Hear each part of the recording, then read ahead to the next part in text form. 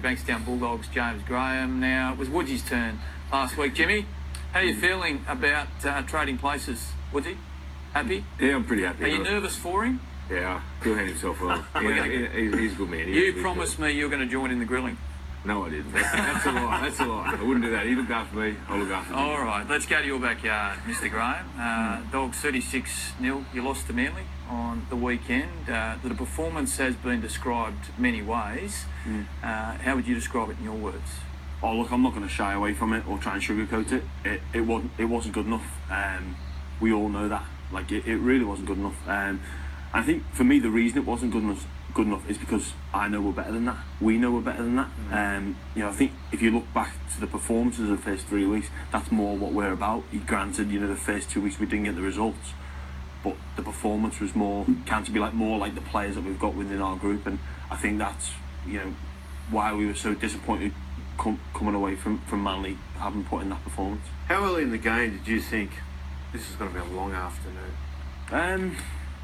Yeah, it's a really tough question. I think you're always believing. Even the score, you got the attitude. There must have been alarm bells there. Yeah, you know what? Even at half time, the talk was positive in the dressing room. The talk was one of, we can do something about this game. It wasn't about pride. It was about actually trying to get ourselves back into the game. I think even at 26 points down, we still felt like we could do something. We still felt like we could impact the game, but obviously that didn't happen. And of course, what comes out of that, obviously there's going to be criticism out of a performance like that.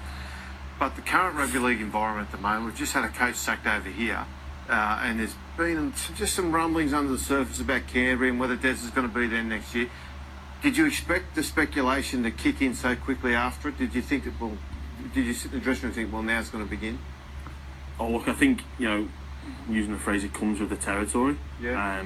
But I was really impressed with the words that our chairman Ray did, the way he spoke after the game or the day after the game. This is publicly or internally? Yeah, publicly. Okay. He said about us not being a reactive club, and the media cycle is always going to be there, and this pressure that exists externally is always going to be there. But for us, I think one performance isn't going to determine our season, isn't going to define our season. Like I said, go back to that point of the earlier performances. If we play like that in how we did in the first few rounds for most games of the season, we'll win more games than what we lose. I have no doubt about that. Well, you in this exact same situation and have been for a few weeks. So, what do you think you could pass on to James that you've learnt, having been through the experience yourself, that you know now that you didn't know heading into it? Probably the biggest thing for Jimmy would probably just stay out of all the stuff that's happening behind the football department, and the players play footy, and that's the biggest thing for Jimmy, is to get the boys in together at training and just tell them, look, everything else is out of our control, and all we can control is the football we play week in, week out. And we were similar. Our performances went up to scratch, and we had things in the game that we wanted to fix, and you just got to go and work hard each day at training. And as I said, the administrators administrate, and we're, as a player, we got to play. So that's all we can do. On the back of that, have you guys, as a playing group, forget about Des, as a playing group, have you guys, or have you got with the senior players or anybody there and just say, listen, what did you think? How did it happen? Why did it happen? How are we going to fix this? Like, has the players taken anything on themselves to try and solve this problem, other than obviously what Des is doing to try and fix it? Yeah, look, we've spoke quite in depth about what we want to do, and very much the talk is about taking ownership of it, taking ownership of our performance this week coming up against the Broncos. There's plenty of excuses there for us to take if we wanted to not perform well, but that's not what we're about. We want to perform better, and I think it is player driven. And like I say, we're the ones that can turn this around. It's a short turnaround, which I think is a great thing. Thursday can't come quick enough for us. So on the communication front, we had this discussion when Woodgy was in the same situation.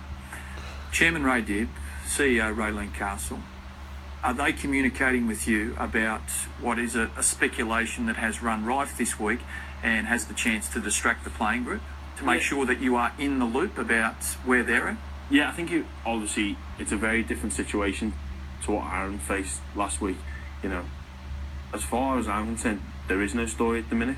There is no decision to be made. You've been told that? Well, no, that's what I'm sort of putting together. Okay. I don't believe there's a story at the minute that that Des isn't going to be there, or any of this speculation, what's going on.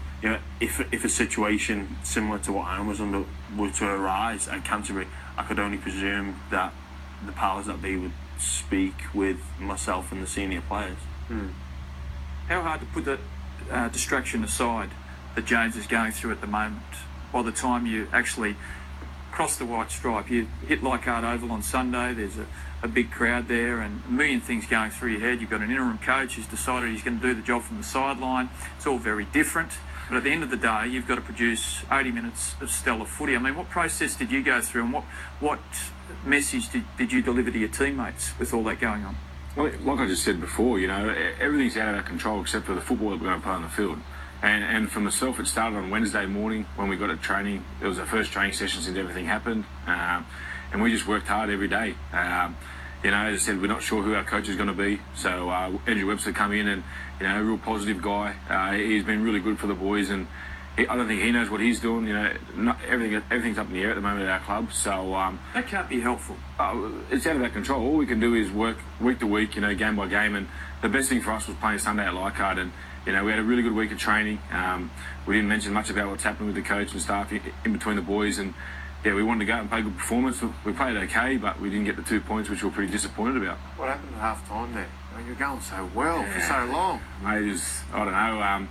Look, we played through the middle in the first half, and we controlled the ball, and I thought our defence was really well, and then I think we lost a couple through injury, which is going to happen in footy games, but we just didn't handle ourselves well. A couple extra guys had to play a bit longer than what they normally would, and we're hanging in there, and we just went a little bit away from our game plan, which we should have just kept sticking to and going through the middle there.